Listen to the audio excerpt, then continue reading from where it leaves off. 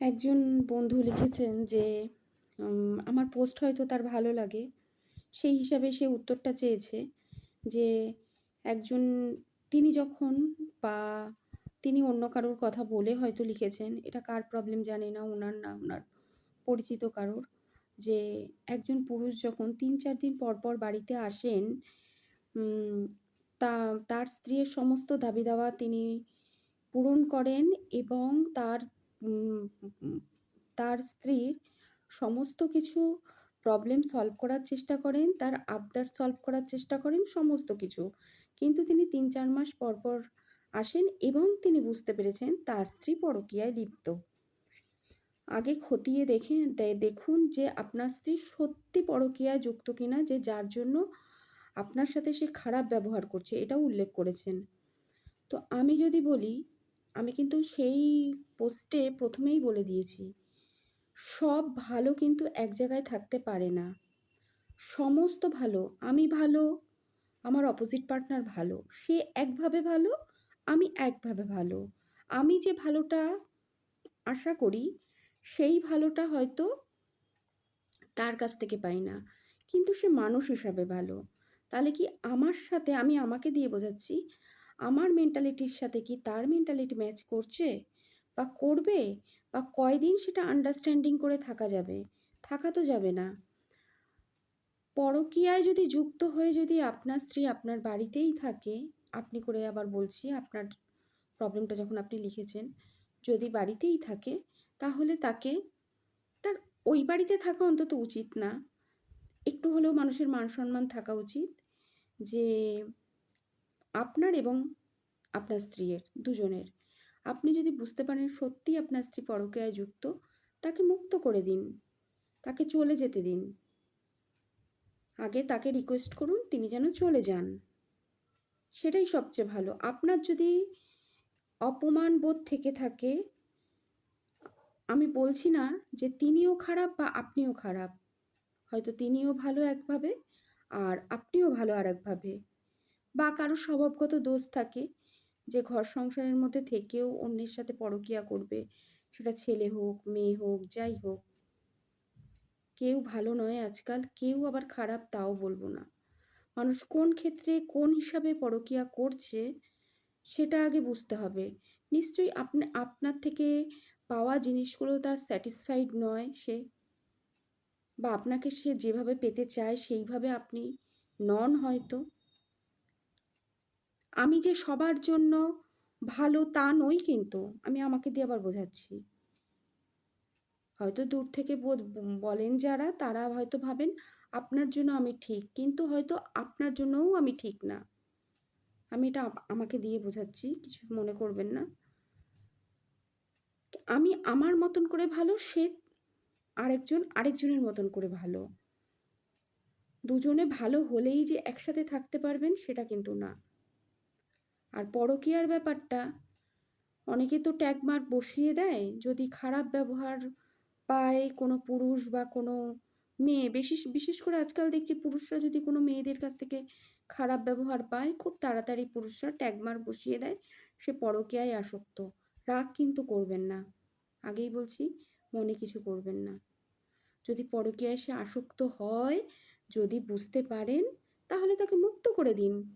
তাকে ধরে রাখা মানে আপনার সমস্যা বাড়া, আপনার প্রবলেম হওয়া।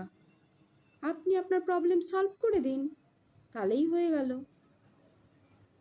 পরকীয়ায় আসক্ত যেই হও না কেন, সে প্রথমে তাকে মুক্ত করে দাও। সেটা বুঝতে পারলে তাকে মুক্ত করে দাও। অধিকাংশ মানুষ জড়িত আছে। আমার ফেসবুকে প্রচুর মানুষ আছে যারা মেসেঞ্জারে থাকতে পছন্দ করে। তারা বারবার এসে বলে, হ্যাঁ বুঝতে পারি তাদের সঙ্গীর দরকার, কিন্তু সব সঙ্গী যে তার জন্য দরকার তা তো নয়। সব ছেলেরই যে মেয়ের দরকার তা তো নয়, আবার সব মেয়েরই যে ছেলে ছেলের বন্ধুর ওরকমভাবে মেসেঞ্জারে দরকার তা কিন্তু নয়। অনেকেও ভুলভাল কমেন্ট করেন যে মেসেঞ্জারে আসুন। হয়তো আপনার নামটা আমি বলতে পারলাম না যে এই প্রশ্নের উত্তরটা চেয়েছেন। তাহলে স্ত্রী যদি পরকীয়ায় আসক্ত হয়, তবে আপনার তাকে সরাসরি তাকে মুক্ত করে দেওয়ার দরকার। কারণ পরকীয়ায় যদি জড়িয়ে একদম ওতপ্রোতভাবে থাকে, দেখুন মানুষ ভুল করে। মানুষ কখন কার বিগ্রহী মাথা, ছেলেরাই হোক বা মেয়েরাই হোক ভুল করে। সেটা যদি সে বুঝে যায় যে আমি ভুল করছি, আর কেউ যদি সত্যি সত্যিই জড়িয়ে পড়ে কোনো কোনো খারাপ পরিস্থিতির মধ্যে যাচ্ছে হয়তো সে, কিন্তু কোনো হয়তো জড়িয়ে পড়েছে সে, তার আর ওই সম্পর্কটাকে টিকিয়ে রাখার ইচ্ছে নেই। সে যে জেনুইন পার্সন, সে যদি অন্য জায়গায় জড়িয়েও পড়ে, লজ্জার কিছু নেই। কারণ সে সুখী নয়, সে ছেলেই হোক আর মেয়েই হোক। অবশ্যই তাড়াতাড়ি মুক্ত করে দেওয়ার দরকার। মুক্ত থাকুন। যে সম্পর্ক আপনাকে ডিস্টার্ব করে, আপনাকে ভালো লাগায় না, যে সম্পর্ককে আপনাকে ভাবায়, খারাপ থিঙ্কিং দেয়, তাহলে সেই সম্পর্ক থেকে আপনি অন্তত বিরত থাকুন। এইটুকুই আমার বলার। আপনি প্রশ্নের উত্তরটা চেয়েছেন, আমি বলেছি বলবো, বলে দিলাম। পরকীয়ায় যদি আসক্ত কেউ হয়ে থাকেন, পরকীয়া বলে আমার কাছে ম্যাটার করে না। আপনারা যেভাবে পরকীয়া বলেন, আমার কাছে প্রথম জনকে যদি ভালোই লাগতো, সব কিছু প্রথম জনের কাছ থেকে যদি পেয়েই যেত, তাহলে সে অন্য কারোর সাথে জড়িয়ে যেত না। অনেকের স্বভাব থাকে হয়তো প্রথম জনের কাছে পার্মানেন্টলি থাকবে, কিন্তু সে বাইরে গিয়ে অন্য কিছু করবে। সেটা ঠিক নয়। সেটা ছেলেই হোক আর মেয়েই হোক, সেটা একদমই ঠিক নয়। দিনের পর দিন যদি সেটা চলতে থাকে, সেটা খুবই খারাপ বিষয়। আবার কেউ পরকীয়ায় জড়িয়ে পড়ে, যেটাকে আপনারা বলেন পরকীয়া মানে পরের উপকার করা। কিন্তু এখন যেটা ট্যাগমার্ক হয়ে গেছে, সেটার থেকে তো বাইরে কেউ বেরোতে পারবে না। তো আমার মনে হয় না, আপনার যদি মান সম্মান থাকে, সেটা ছেলেই হোক বা মেয়েই হোক, তার মান সম্মান থাকলে তাকে অপোজিট পার্টনারকে মুক্ত করে দেওয়ার দরকার। যে আর দরকার নেই, সম্পর্ক এন্ড।